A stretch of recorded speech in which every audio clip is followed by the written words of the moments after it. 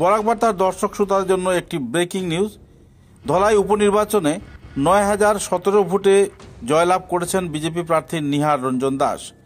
ওনার কংগ্রেস প্রতিদ্বন্দ্বী ধ্রুবজ্যোতি পুরকায়স্থ পেয়েছেন ৫৯,৭৪২টি ভোট।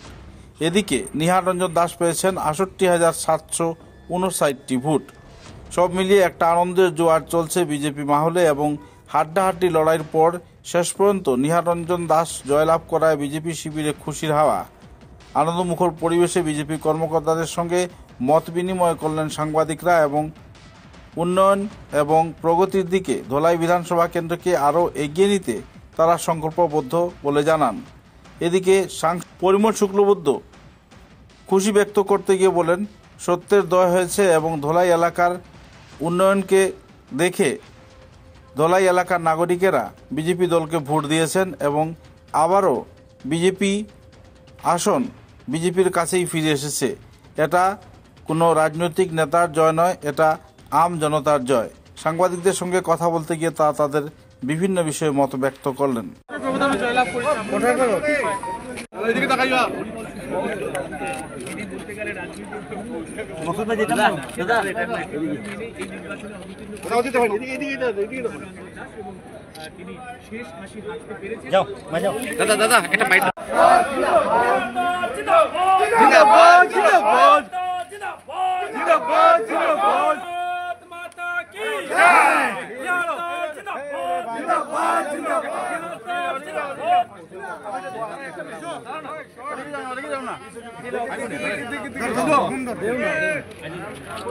भारत माता की भारत माता की জয়ের প্রতিক্রিয়াটা প্রথমে ব্যক্ত করুন। আজকের জয় আমার কাছে খুব ভালো লাগছে। আমি এই জয়ের জন্য ধলাইবাসী জনগণকে আমি ধন্যবাদ দেই। তার সঙ্গে মাননীয় মুখ্যমন্ত্রী সহ আমাদের দলের যে সকল নেতৃবৃন্দ এই নির্বাচনে অংশগ্রহণ করেছে, বিজেপিকে জেতানোর জন্য চেষ্টা করছে তাদেরকে এবং দলীয় কার্যকর্তা যারা আপ্রাণ চেষ্টা করেছে তাদের সবাইকে আমি ধন্যবাদ জানাই। তাদের কাছে আমি কৃতজ্ঞ। আপনার বিরাট জবাব ধলাইয়ের জনগণ দিয়েছে। জনগণ দিয়েছে। আপনার এখন লক্ষ্য কি থাকবে? আমার একমাত্র লক্ষ্য থাকবে ধলাইয়ের ডেভেলপমেন্ট। ধলাইয়ের ডেভেলপমেন্টের জন্য আমি কাজ করব। প্রাথমিকভাবে আপনি কি করবেন? আমি ধলাই রাস্তাঘাটের ডেভেলপমেন্ট করব, ভুবন পাহাড়ের যে রাস্তা ওই রাস্তাটা কমপ্লিট করার জন্য আমি কাজ করব, চিড়িয়াখানার কাজ যাতে তাড়াতাড়ি সম্পন্ন হয় তার জন্য আমি চেষ্টা করব এবং ধলাইতে কোনো ইন্ডাস্ট্রি আনা যায় কিনা আমি মাননীয় মুখ্যমন্ত্রীর সঙ্গে কথা বলবো। আর অমিয়কান্তি দাস নিয়ে কিছু মন্তব্য করবেন আপনি? No comments. প্রার্থী হিসেবে আমি গর্বিত।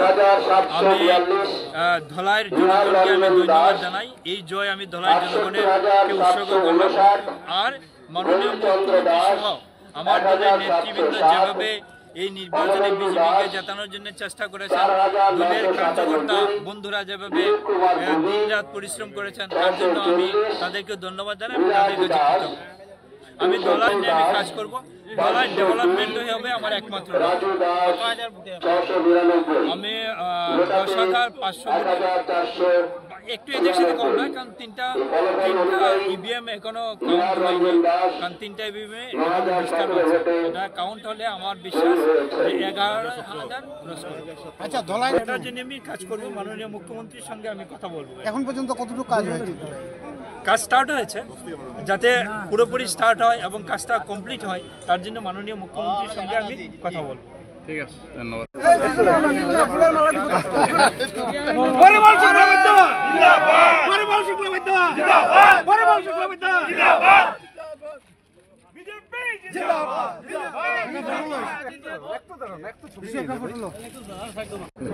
তো কি মানে এটা কি জবাব হলো এটা মুখ্য মানে এই জয়ের মাধ্যমে?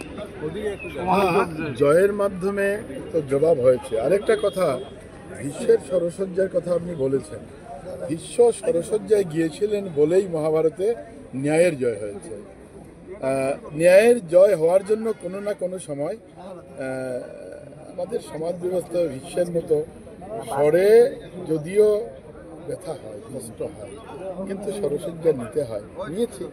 কিন্তু তারপরেও ন্যায়ের জয় হয়েছে। বিবেকবান মানুষ এগিয়ে এসেছেন।